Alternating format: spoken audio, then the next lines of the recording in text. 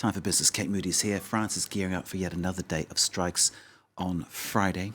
You've missed them, haven't you, Mark? I think, I'll miss tomorrow because I'm technically not working. But who knows? Maybe I'm doing something in my own life, which means I'll be impacted by it. Well, there are a lot of people who are trying to get to work who are impacted, it has to be said. Friday is going to be another big day of protests across the country because that's when cabinet ministers are going to begin examining that controversial pension reform proposal. Now, while public transport in Paris and across the country had largely returned to normal this week, unions are continuing to blockade seaports and docks. It's causing major disruption to businesses, as Catherine Viette explains.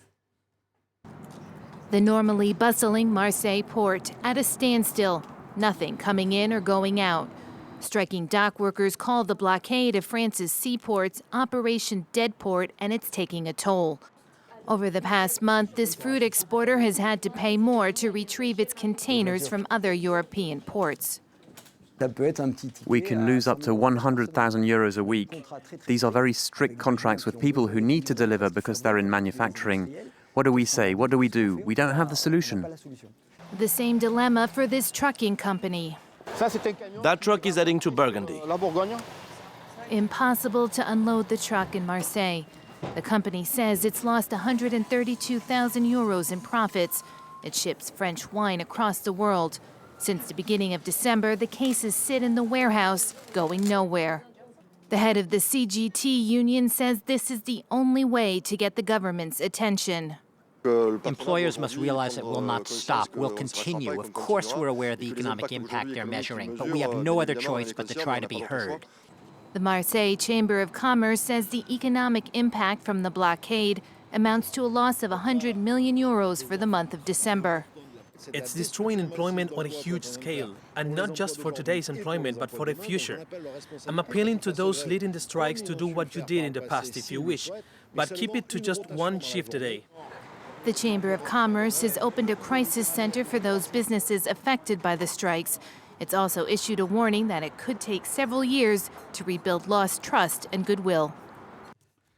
Let's check in on the day's trading action now. The major European indices followed Asia's negative trend as the European Central Bank kept interest rates on hold and launched a strategic review of how it does business. The CAC 40 down about 2/3 of a percentage point here in Paris. Shares of carmaker Renault dropped 5%.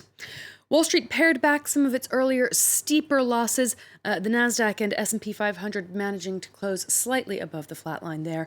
We saw airline stocks rising as the World Health Organization tried to calm concerns about the possible spreading of the coronavirus from China. Sydney has been blanketed in thick, toxic smoke on and off for the past few months as bushfires ravage Australia's southeast. Shutdowns and disruptions caused by the smoke haze are having a significant economic impact on Australia's most populous city, which represents a quarter of the country's GDP. Rochelle Harrison reports from Sydney. Sydney in January usually looks like this. But over the past few months, some days the city has been choking on toxic smoke due to devastating bushfires burning in the country's southeast.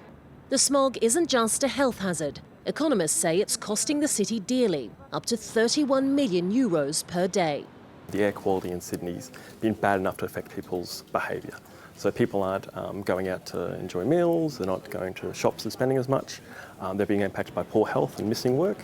Sydney is renowned for its outdoor lifestyle. Although it's the height of summer, breezy beer gardens and restaurants offering alfresco dining are pulling in smaller crowds. You get too tired to go out for drinks at the end of the week because it's just, it's very smoky, you just want to go home. There are people who aren't coming into work every day because they're looking after their properties, and fortunately the company that I work for can afford to support those sort of people. But there's a lot of small business owners that are, if their staff aren't turning up, then they're really struggling. Besides the short-term economic impact, Sydney's global brand has taken a hit and the consequences could be felt down the line. As images of the harbour city shrouded in smoke are beamed around the world, its tourism industry is suffering. The lucrative Chinese market in particular has been dealt a heavy blow. Normally this is our very busiest season, but now you can see it's quiet. There's no tourists coming. Many of the tourists, they already booked the trip to Australia, they just cancel it. The iconic images to the Chinese tourists will be the fresh air, the good environment. That is the attractions that Australia give to the Chinese tourists. But now, the bushfire is just like ruined everything. According to Australian tourism authorities, the slump is set to cost at least 2.8 billion euros by the end of the year. And of course, the cost continuing to mount, Mark, for the economy, but also for people who are living there. Indeed, Rochelle's report there really spelled it out, didn't it? Kate, thank you very much indeed. Great to see you. Kate with the business.